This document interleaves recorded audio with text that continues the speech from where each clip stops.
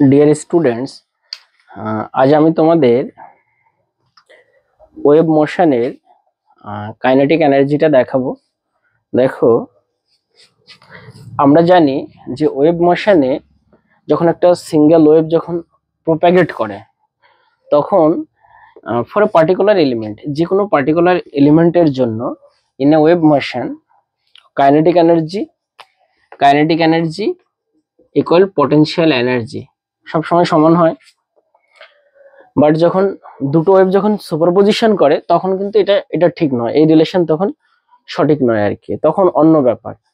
যখন একটা single wave যখন প্রোপাগেট করে, তখন সেই সিঙ্গেল ওয়েভের প্রোপাগেট করার সময় যে কোনো পয়েন্টে, পার্টিকুলার যে কোনো পয়েন্টে বা এলিমেন্টে পটেনশিয়াল এনার্জি এবং কাইনেটিক এনার্জি সেম হয়। তো আমি তোমাদের কাইনেটিক এনার্জিটা দেখাবো ডেরিভেশন করে, বাট পটেনশিয়াল এনার্জিটা অনেক বড় এবং লেন্দি ডেরিভেটিভ, তার জন্য আমি দেখাতে পারছি না, বাট আমি লিখে দেবো। তো তোমরা আমার সঙ্গে সঙ্গে লিখে নাও। দেখো, আমরা ধরে নিচ্ছি y equal a sin omega t minus K x plus 5। এবার এটাকে আমরা যদি টাইমের রেসপেক্টে ডেরিভেটিভ করি তাহলে আমরা কি পাবো? ভেলোসিটি পেয়ে যাব। তাহলে দেখো, a omega cos omega t minus K x plus 5। Now we know kinetic energy equal half dm v square। দেখো, আমি তোমাদের কাইনেটিক এনার্জির যে ডেরিভেশন দেখাবো, তোমরা যারা যেই মেইন এবং নিটের জন্য বা ক্যাম এক্সামের জন্য প্রিপারেশন নিচ্ছ, তো তাদের একটা কথা বলে রাখি যে তোমাদের মধ্যে অধিকাংশই যেহেতু ডিসি পান্ডের বই ফলো করো, তো ডিসি পান্ডের বইতে এই কাইনেটিক এনার্জির ডেরিভেশনটা যেভাবে অ্যাপ্রক্স করা আছে, তো আমি সেইভাবে করছি না, কারণ ওই অ্যাপ্রক্সিং থেকে অলরেডি যেই অ্যাডভান্সে কোশ্চেন এসেছে, 2-3 বার কোশ্চেন এসেছে, বাট আমি যে অ্যাপ্রক্সিংটা দেখাচ্ছি এখান থেকে এখনো যেই অ্যাডভান্সে কোশ্চেন আসেনি, মেইনে কোশ্চেন আসেনি। সুতরাং, আর তোমরা ভালো করে জানো যেই মেইন এবং অ্যাডভান্সে সবসময় নতুন নতুন কনসেপ্ট পিক করা হয় আর কি। তো এটা একটা নতুন কনসেপ্ট এবং এইখান থেকে খুব দ্রুত যেই মেইন অ্যাডভান্সে বা যেই মেইনে কোশ্চেন পিক করা হতে পারে, এই কনসেপ্ট পিক করা হতে পারে, তাই এটা তোমাদের জন্য অত্যন্ত ইম্পর্টেন্ট। বাট যারা তোমরা বোর্ডসের জন্য প্রিপারেশন নিচ্ছ তাদের জন্য নয়, তাদের জন্য এইটা খুব একটা দরকার হবে না। তো ডিয়ার স্টুডেন্ট, তোমরা যারা যেই মেইন এবং অ্যাডভান্স এবং নিটের জন্য প্রিপারেশন নিচ্ছ অবশ্যই আমার এটা লিখে নাও। তো দেখো, তোমরা জানো যে ওয়েভ ভেলোসিটি √ওভার টেনশন বাই মিউ, তাহলে ভি স্কয়ার্ড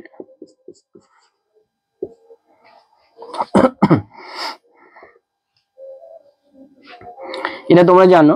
এখানে যে মিউটা, এই মিউটা হচ্ছে মাস পার ইউনিট লেন্থ। ভালো করে দেখো, তাহলে dm ইকুয়াল মিউ dx লেখা যায়। তাহলে দেখো, আমরা ডিকে এর জায়গায় কি করব? হাফ dm এর জায়গায় কি করব? Mu dx V square. এবার দেখো, DK equal half mu dx। এবার ভি স্কয়ার, আমরা এখানে ভিটা পেয়ে গেছি, এবার এটার উপর এ স্কয়ার, তার মানে A square omega square cos square omega T minus K x plus 5। দেখো, তাহলে আমরা কি পাচ্ছি? Mu A square omega square cos square omega T minus K x plus 5 dx. Dear students, দেখো, এটা হচ্ছে কাইনেটিক এনার্জি। এবার আমি যেহেতু তোমাদের বলেছি kinetic energy equal potential energy, তাহলে সিঙ্গেল ওয়েভের জন্য যে কোনো পার্টিকুলার এলিমেন্টের জন্য কাইনেটিক এনার্জি এবং পটেনশিয়াল এনার্জি সেম, তাহলে পটেনশিয়াল এনার্জিও তাই হবে, যেটা আমরা কাইনেটিক এনার্জিতে পেলাম হাফ। তো ডিয়ার স্টুডেন্ট, তোমরা লিখে নাও। আমি তোমাদের উপরে লিখে তোমাদের একটা ইম্পর্টেন্ট জিনিস দেখাবো। দেখো,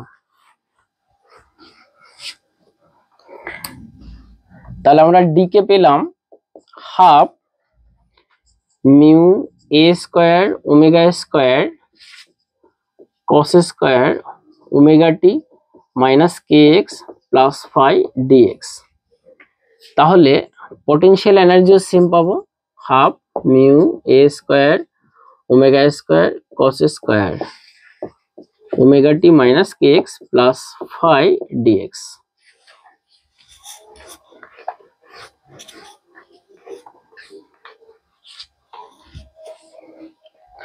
তাহলে টোটাল এনার্জি কত পাবো? টোটাল এনার্জি যদি আমরা এই দুটো অ্যাড করে দিই, টোটাল এনার্জি তোমরা জানো যে kinetic energy plus potential energy equal total energy.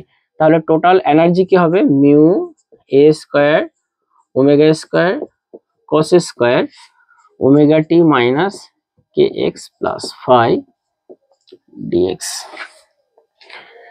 তাহলে তোমরা এই তিনটা ইকুয়েশন তোমরা লক্ষ্য করো, তোমরা খুব ভালো করে এই তিনটা ইকুয়েশন লক্ষ্য করো।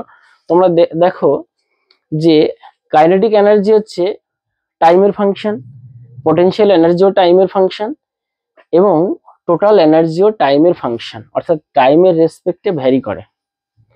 তাহলে আমাদের একটা কোশ্চেন এখানে এসে যায় যে ওয়েভ মোশনে তাহলে টোটাল এনার্জি কি কনজার্ভ নয়? তাহলে দেখো কনজার্ভ কিনা। আমরা যখন কোনো ওয়েভ প্রোপাগেট করে তখন সেই যে ওয়েভটা প্রোপাগেট করে পার্টিকুলার প্রত্যেকটা ডিফারেন্ট পয়েন্টে কাইনেটিক এনার্জি, পটেনশিয়াল এনার্জি মানে এবং টোটাল এনার্জি ডিফারেন্ট এলিমেন্টে ডিফারেন্ট হবে, কিন্তু যে কোনো একটা এলিমেন্টে পটেনশিয়াল এনার্জি এবং কাইনেটিক এনার্জি সেম হবে। এটা হচ্ছে পার্টিকুলার এলিমেন্টের জন্য, but for a complete loop,